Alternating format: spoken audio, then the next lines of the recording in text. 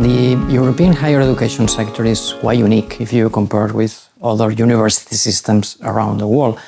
Probably the main characteristics of the European higher education sector is that it is what we call equalizer, trying to create opportunities for everybody in contrast with globalizer university systems around the world. And the message is clear: let's stay true to our values, to the European values, the union that we are building, and so on.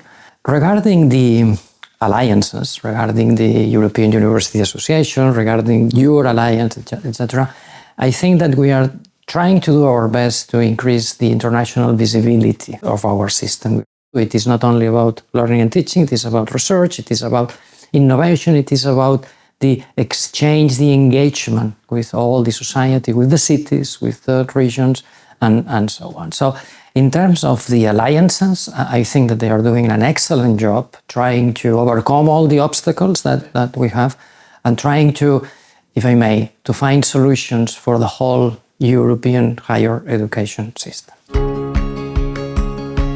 We are facing very huge challenges. It is not only about Europe, it is about worldwide. And universities need to be a key player in order to help our society to tackle all those challenges. So we need to educate the future generations, we need to advance knowledge, we need to keep fighting for democracy, for values, for social justice, and so on. Let's try to contribute to the creation of a deeper and fruitful European Union for the benefit of everybody. Probably the message for university leaders is please be as proactive as you can. Don't react, be proactive, be in advance of what's going on, etc., etc. Let's come back to the very beginning. The European Council declaration was clear. Let's promote bottom-up university networks. What is completely different? The first one is that those alliances are simply promoted by the European Commission, are partially funded, okay? It is on the political agenda. So this is probably the first thing to consider, okay? The strong support of the European Commission.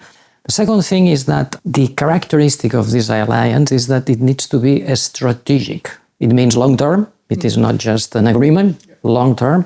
At least from my point of view, the alliance is strategic if you include all the missions of the universities, not only learning and teaching. I'm talking about research, I'm talking about innovation. So in terms of promoting competitiveness, promoting the quality of our universities, the larger the better.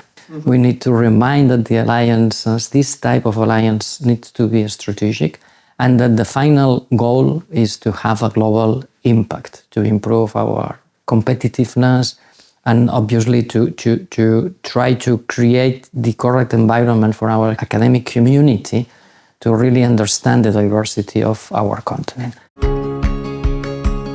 At the UA, we published one document with the name University Without Walls. I think that the title says it all. We need universities that are open, that are engaged with societies. And as I said during my talk, I think that you can use the alliances for lots of things, for lots of reasons, but one of the most important things probably is to learn from each other. I mean, to share best practices and how to better deal with your own challenges. I think that each alliance will have a different impact in general, but if you want to find a common denominator of all the alliances, probably I could say that the main impact will be pave the way for better international collaboration. So probably the impact will be to shape a new generation of the university landscape all around Europe.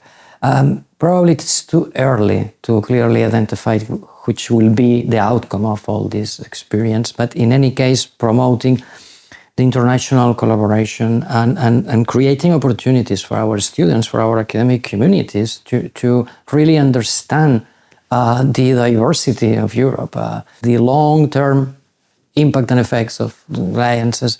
Probably it will be about building a better European Union and a better continent in general for the benefit of all society.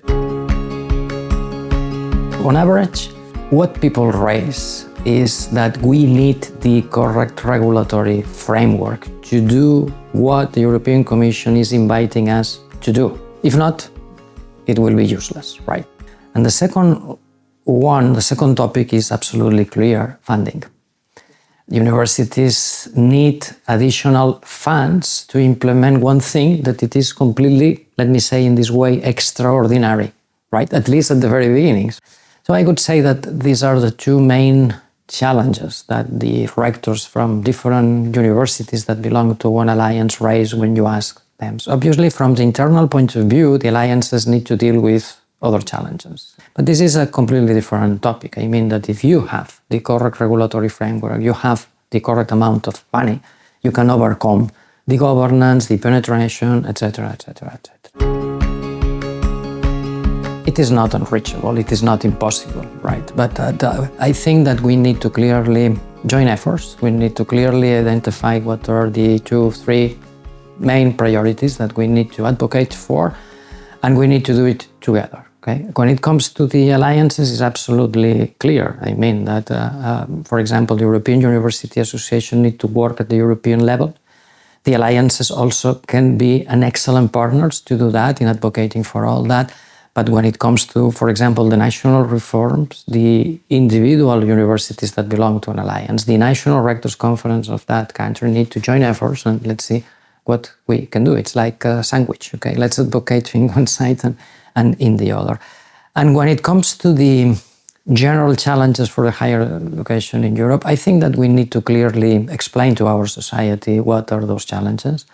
I think that we need to explain our society what we need, not for our own, I mean what we need for better serve our societies. So we cannot fix all these problems alone. It is like always, we need to keep talking with everybody, with our counterparts, with the different stakeholders. And one very important piece is society at large. Let's do it together. It will be absolutely impossible for a single university, for a single alliance to really overcome all these obstacles. Time has come to work together for the benefit of not only the whole university higher education system, I'm talking about the whole Europe.